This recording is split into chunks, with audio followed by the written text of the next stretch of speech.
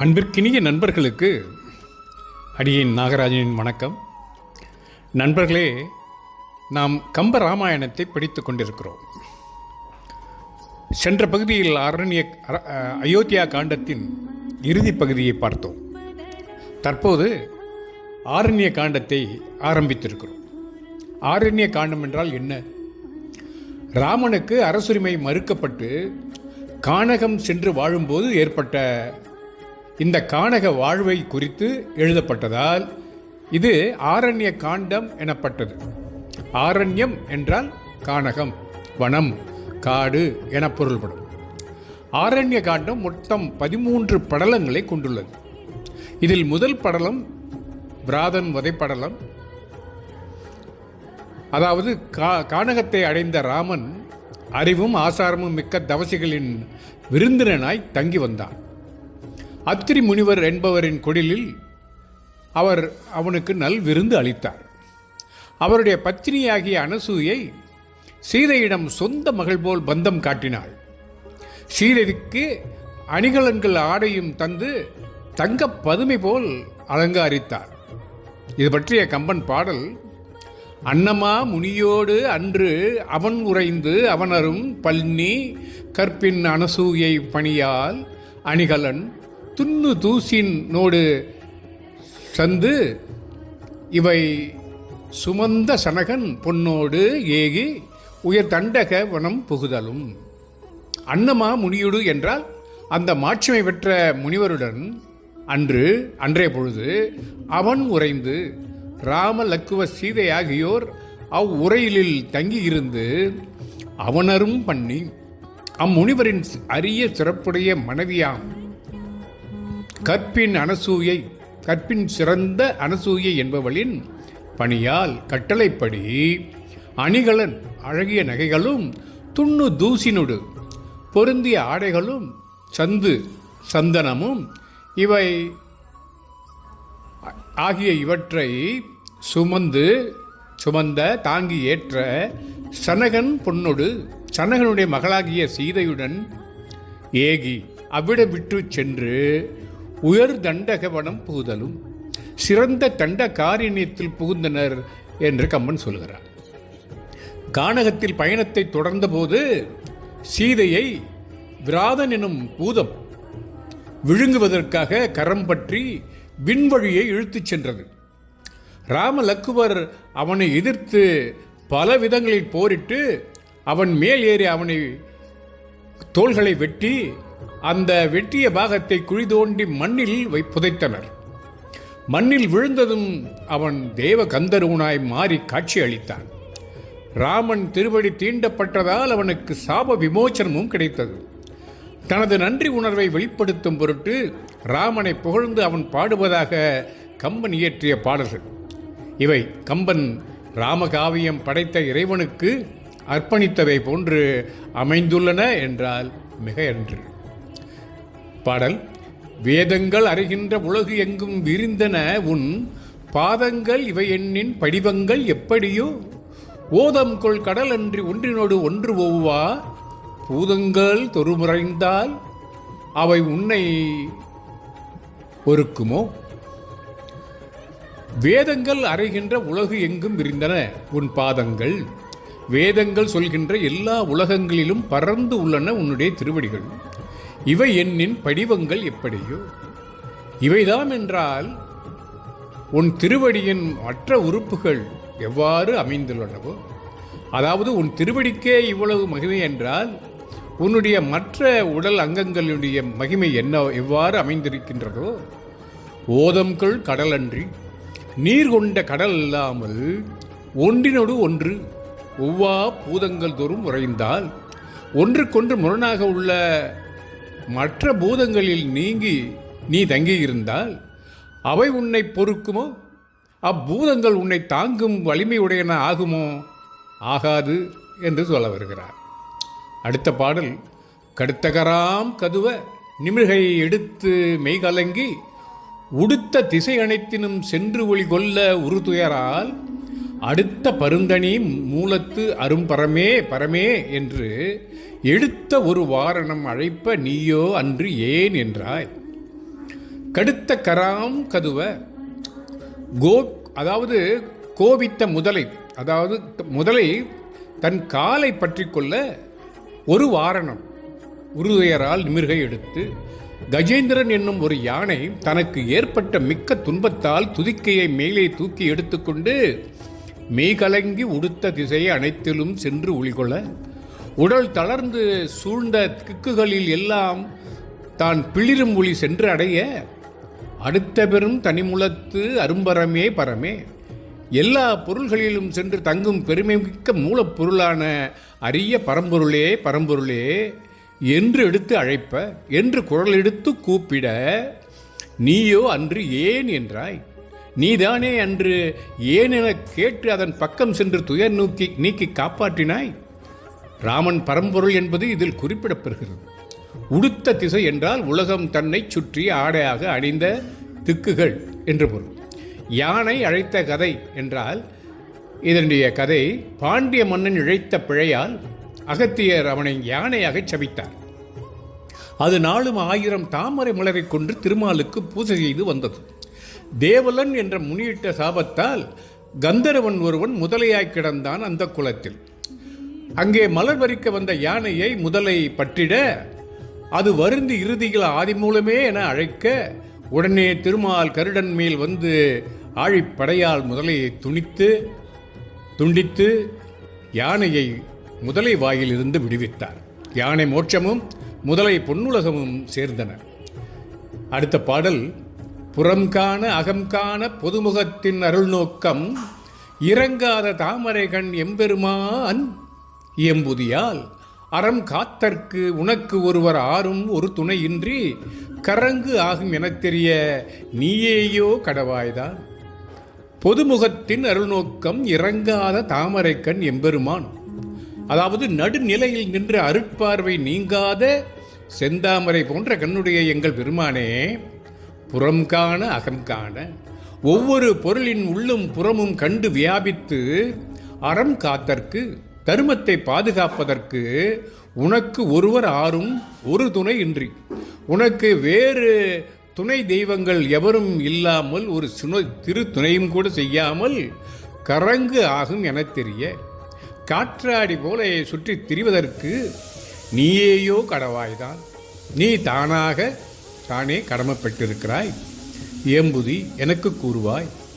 பரம்பொருள் எல்லா பொருள்களிலும் பரவி நின்று அறம் காத்து அருள் புரிவதை இந்த பாடல் விளக்குகிறது.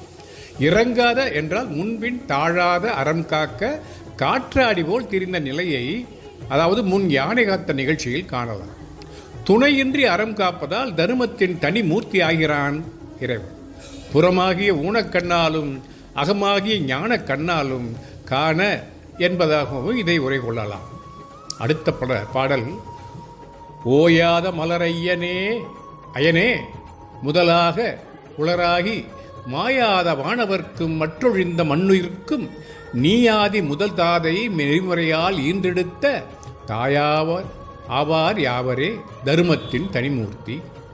தருமத்தின் தனிமூர்த்தி அறத்தின் ஒப்பற்ற வடிவான ராமனே, ஓயாத மலரையனே முதலாக உளராகி மாயாத வானவர்க்கும், அதாவது படைத்தல் தொழில் ஓய்வில்லாத தாமரை மலர் மேல் அமர்ந்த பிரம்மனே முதலான அழிவில்லாத தேவர்களுக்கும் மற்றொழிந்த மண்ணுயிர்க்கும், அந்த தேவரல்லாத உலகில் நிலைபெற்ற உயிர்களுக்கும் நீ ஆதி முதல் தாதை, நீயே முதலில் தோன்றிய தந்தை ஆவாய். நெறிமுறையால் ஈண்டெடுத்த தாய் ஆவார் யாவரோ. நெறிப்படி பெற்றெடுத்த அன்னையாய் உள்ளவர் யார்? நீயே எல்லாவற்றையும் பெற்றெடுத்த தாய் ஆவாய். பிரம்மன் முதலிய தேவருக்கும் உயிர்களுக்கும் தந்தை தாய் என்பவர் திருமாலே. தேவர் இரவாததற்கு அமுதம் உண்டமை ஒரு காரணமாம். இனி நின் தேவி யாம் திருமகளே தாய் எனவும் கொள்ளலாம். கற்பங்கள் தோறும் பல பிரம்மர்கள் தோன்றுவதால் ஓயாத மலர் அயன் எனவும் பொருளுரைப்பர். திருமாலின் உந்திக் கமலத்தில் தோன்றியவன் அயன். உடம்பு அழியினும் உயிர் அழியாததால் மண்ணுயிர் எனப்பட்டது.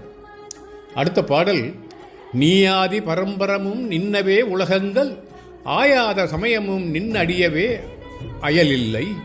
தீயாரின் ஒளித்தியால் வெளி நின்றால் தீங்கு உண்டோ வியாத பெருமாய விளையாட்டும் வேண்டுமோ. ஆதி பரம்பரமும் நீ. அதாவது முதன்மையான மேலான கடவுளும் நீயே. உலகங்கள் நின்னவே, எல்லா உலகங்களும் உனக்கு உரியனவே. ஆயாத சமயமும் நின்னடியவே. ஆராய்ந்து அறிய முடியாத மதங்கள் உன்னை காரணமாய் பற்றியவே. அயல் இல்லை, வேறு இல்லை. அவ்வாறு இருக்கவும் தீயாரின் ஒளித்தி. வஞ்சகர் போல் ஏன் மறைந்திருக்கிறாய்? வெளி நின்றால் தீங்குண்டோ? யாவரும் அறிய வெளிப்படையாக தோன்றினால்தான் என்ன தீமை உண்டாகுமா? வியாத பெருமாய விளையாட்டும் வேண்டுமோ? அழியாத பெரிய மாயையாக இந்த திருவிளையாடல் செய்ய வேண்டுமா? தொடரத்தான் வேண்டுமா என்று கேட்கிறார். அதாவது பரம்பரம் என்றால் மேலானவற்றுள் மேலானது. உன்னை ஆராயாத சமயங்களும் இறுதியாக அடைவது உன் திருவடியே என்பது இதனுடைய குறிப்பு. தீயோர் போல் நீ மறைந்திருக்க ஒரு காரணமும் இல்லை. தீயவர்கள் தானே, கல்வன் தானே மறைந்திருப்பான். இனி ஏன் மறைந்திருக்கிறாய் என்று விளையாட்டாக கேட்கிறார். எனவே இம்மாயையாம் விளையாட்டு எதற்கு என்கிறார். தீயாரின் என்பது பழிப்பது போல புகழ்வதாம். தீயவரின் கண்ணுக்கு புலப்படாமல் நீ மறைந்துள்ளாய் என்று கூறுவோரும் உண்டு. வியாத பெருமாய என்பதற்கு அழியாத மாயனே என்று சொல்லலாம். தாய் தன்னை அறியாத கன்று இல்லை, தன் கன்றை ஆயும் அறியும் உலகின் தாய் ஆகின ஐய. நீ அரிதி எப்பொருளும் அவை உன்னை நிலையறியா. மாய இது என்கொலோ வாராதே வரவல்லாய். வாராதே வரவல்லாய் என்ற சொல் மிக அருமையான சொல்லாகும். அடியார்க்கு வருதற்கு அறியார் போலிருந்து மிக எளியார் போல் வரும் வல்லமை உடையானே. தாய் தன்னை அறியாத கன்று இல்லை, தன் தாயை தெரிந்து கொள்ளாத கன்று இல்லை. 1000 பசுக்கள் இருந்தாலும் கன்று தன் தாயை சென்று அடையும் என்று சொல்ல வருகிறார். தன் கன்றை ஆயும் அறியும். அதுபோல் தாயும் தன் கன்றை எத்தனை கன்றுகள் இருந்தாலும் தனியாக அதை அறிந்து கொள்ளும். ஐய தலைவனே, உலகின் தாயாகின் எப்பொருளும் நீ அருதி. இந்த உலகத்திற்கெல்லாம் பகவானாகிய தாய் அன்னை ஆண்ட நீ எல்லா பொருள்களையும் நீ அறிகிறாய். அவை உன்னை நிலையறியா. ஆனால் அந்த பொருள்கள் உன் தன்மையை அறியாது உள்ளனவே. மாயை இது என்கொலோ? இந்த மாயச் சுழல் தான் எதுவோ என்னால் அறிய முடியவில்லை என்று அங்கலாய்க்கிறார். வாராதே வரவல்லாய் என்பதை வந்தாய் போல் வாராதாய் வாராதாய் போல் வருவானே என்ற பெரியாழ்வார் வாய்மொழி பாசுரத்துடன் அந்த பாசுரத்தை கேளுங்களேன். வந்தாய் போல் வாராதாய் என்றால் கைக்கு எட்டினார் போல இருந்து எட்டாதவனே. வாராதாய் போல் வருவானே, எட்டாதவன் போல் இருந்து எட்டி நிற்பவனே. செந்தாமரை கண் போன்ற திருக்கண்களையும் செங்கனிவாய் செங்கனி போன்ற திருப்பவளத்தையும் நாள்தோள் 4 திருத்தோள்களும் உடைய வந்தவனை போன்றிருந்த வராமல் இருப்பவனே, வாராதவனை போன்றிருந்து வருகின்றவனே. செய்தாமரை போன்ற திருக்கண்களையும் சிவந்த கோவைக்கனி போன்ற திருவாயினையும் 4 திருத்தொழிலுடைய அமுதம் போன்றவனே, என் உயிரானவனே. சிந்தாமணி என்னும் ரத்தினங்களின் ஒளியானது இருட்டினை நீக்கி பகலாய் செய்கின்ற திருவேங்கடத்தில் எழுந்து இருக்கின்றவனே. ஐயோ அடியேன் உன்னுடைய திருவடிகளை சிறிது பொழுதும் நீங்க மாட்டுகின்றேன் என்று கூறுகிறார். ஒப்பிடின் மேலும் இதை ஒப்பிட்டு பார்த்தால் மேலும் நமக்கு தெளிவு கிட்டும். இதைத்தான் தாய் தன்னை கண்டறிவதை நாலடியாறு எப்படி கூறுகிறது தெரிகிறதா? பல்லாவுல் உய்த்து விடினும் குழக்கன்று வல்லதாம் தாய்நாடி கோடலை தொல்லை பழவினையும் அன்ன தகத்ததே தற்செய்த கிழவனை நாடி குளர்க்கு. பல பசுக்கள் இருக்கும் பட்டியில் சின்னம் சிறு கன்று குட்டியை அவிழ்த்து விட்டால் அது தன் தாயை சென்று பால் குடிக்கும். அதுபோல பழைய வினையின் பயனும் அந்த செயலுக்கு உரியவனை நாடி சென்று பற்றி கொள்ளுமாம். ஆயின் உயிர்களை நீ படைத்தாலும் அவை உன்னை அறியவில்லை, நீயே எல்லாம் அறிந்தவன் என்று சொல்கிறார் இந்த பாடலில்.